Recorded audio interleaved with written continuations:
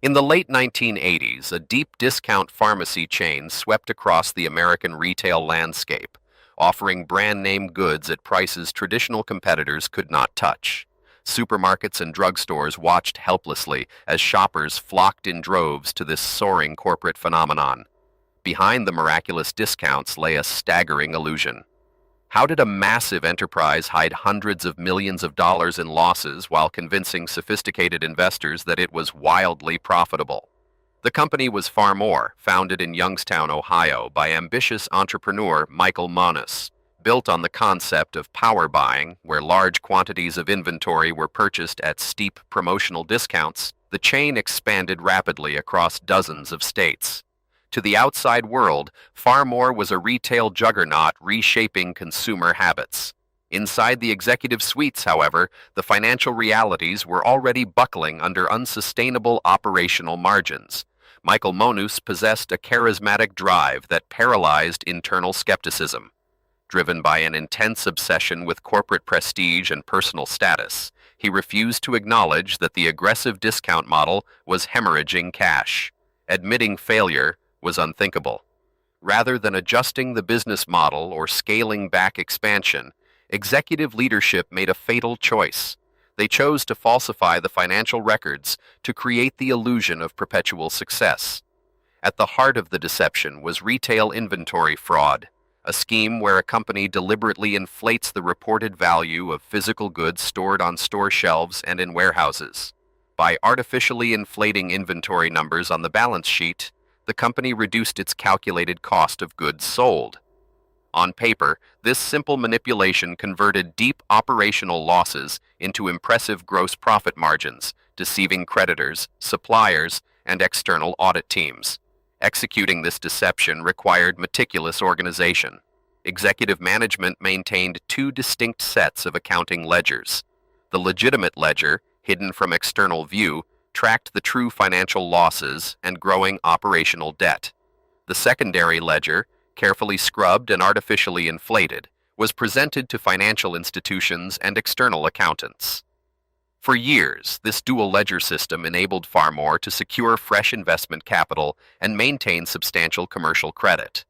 To keep external auditors from discovering the phantom inventory, executives exploited systemic loopholes in audit protocols. External accountants routinely informed management in advance which specific stores they planned to inspect. Knowing these locations, co-conspirators systematically shifted physical stock into the selected stores or altered inventory schedules specifically for those sites. The auditors checked the physical inventory in sample locations and assumed the uninspected stores matched. The deception extended far beyond fake store inventory. Michael Monis channeled his inflated authority into establishing the World Basketball League, a professional sports organization designed for shorter players. Monis used the league to enhance his public profile, seating celebrities courtside and projecting unassailable wealth. Behind the glitz, the league was bleeding money. Monis began siphoning funds directly from corporate accounts to support his Vanity athletic project. Money laundering tactics became necessary to sustain the sports league while masking the outflow from corporate books. Millions of dollars were quietly redirected through bank accounts, disguised as legitimate vendor disbursements or corporate overhead. The phantom promises still echoed, but the financial strain grew severe. Every dollar transferred out of the retail chain widened the cavernous deficit that executive management had to continuously conceal with creative accounting entries. For nearly a decade, professional auditors from Coopers and Lybrand failed to uncover the underlying deceit. Relying heavily on client representations and predictable sampling methodology, auditor oversight proved remarkably porous. Management routinely provided fabricated inventory schedules that balanced perfectly on paper. Because the company appeared to be expanding rapidly, external observers viewed tight cash flow as a normal consequence of aggressive market growth rather than evidence of fraud. By 1992, the fabricated ledger entries had ballooned into an unsustainable mountain of fiction. Over $500 million in non-existent assets rested on the balance sheet, while vendors faced increasingly delayed payments. The mathematical reality of the fraud was approaching an inevitable rupture. A scheme reliant on endless cash infusions cannot survive once the core operational business is completely starved of working capital and genuine revenue. The unraveling of the massive deceit did not begin with external auditors or law enforcement. It began with a simple administrative anomaly. A vendor supplying goods to the retail chain received a payment check drawn on an unexpected account, while another payment was significantly delayed. Suspicious of these payment irregularities, corporate staff began looking closer at internal financial disbursements and tracking unauthorized funds moving between corporate and athletic accounts. A pivotal moment occurred during an internal review of corporate checks. An alert travel agent seeking reimbursement for unpaid bills associated with the World Basketball League contacted an internal financial controller at Phar-Mor. The controller discovered a check written on corporate accounts to cover sports league expenses, signed by executive leadership without proper authorization. The presence of corporate funds funding an unrelated private sports league triggered immediate internal alarms.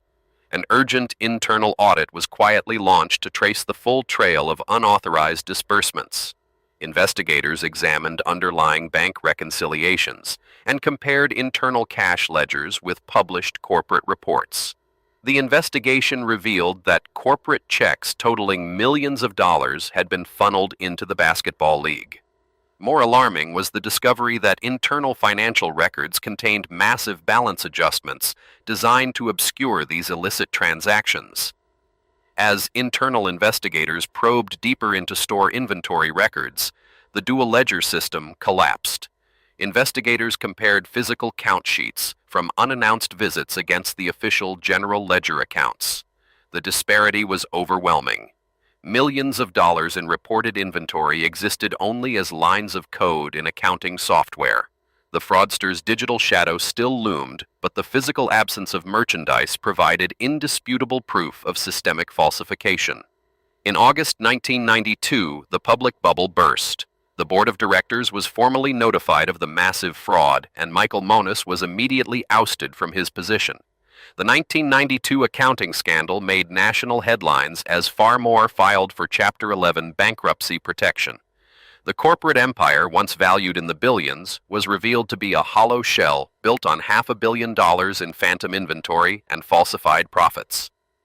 The fallout swept through the business community and local economies. Thousands of retail employees lost their livelihoods as store closures accelerated across the country. Local suppliers and creditors, owed hundreds of millions of dollars, suffered devastating financial losses, with several smaller vendors forced into bankruptcy themselves. The city of Youngstown, Ohio, which had viewed the company as a beacon of economic renewal, faced severe economic distress. Federal prosecutors launched a comprehensive investigation that resulted in criminal indictments against executive leadership. Michael Monis was tried, convicted of federal fraud charges, and sentenced to 19 years in federal prison, though his sentence was later reduced upon appeal. Chief Financial Officer Patrick Finn pleaded guilty and cooperated with authorities, detailing how the executive team systematically manipulated financial ledgers to deceive banks and investors. The Institutional Wreckage illuminated major vulnerabilities in corporate governance and external auditing practices. The failure of external auditors to detect years of systemic inventory inflation demonstrated the danger of predictable audit routines. Auditors learned that inspecting only pre-announced sites allows dishonest management to manipulate physical stock. The case underscored how charismatic leadership, combined with inadequate board oversight, creates an environment ripe for catastrophic deception. The legal and regulatory fallout forced fundamental changes across the accounting profession. Standard setters overhauled audit procedures, mandating unannounced inventory counts and stricter verification of asset valuations. The scandal served as a critical precursor to modern corporate accountability reforms, establishing that reliance on executive management representations without independent cross-verification constitutes a dangerous breach of professional standards, paving the way for future regulatory frameworks. Today, corporate fraud prevention relies heavily on automated analytical tools and continuous forensic monitoring. Modern auditing techniques deploy sophisticated data analytics to identify suspicious ledger entries, irregular vendor payments, and inventory discrepancies in real time. By analyzing transactional patterns across entire enterprise databases, rather than relying on limited physical samples, organizations can detect balance sheet manipulations before they escalate into systemic financial collapses. The ultimate lesson of the scandal lies in recognizing the psychological pressures that drive corporate deceit. When executive culture prioritizes public optics and unchecked growth over operational reality, ethical boundaries erode quickly. Small financial adjustments intended to mask temporary shortfalls inevitably compound into massive corporate frauds. Vigilance requires establishing independent corporate governance structures that empower whistleblowers and demand absolute transparency in financial reporting. The collapse of Phar-Mor remains one of the defining corporate cautionary tales in American history. It demonstrated that even the fastest-growing market leaders can be built on phantom numbers and executive hubris. Uncovering the truth required breaking through carefully crafted illusions to verify basic physical realities. In financial analysis, as in corporate oversight, diligent verification remains the ultimate defense against the complex mechanics of deception. New stories weekly. Stay one step ahead of the fraud. Subscribe.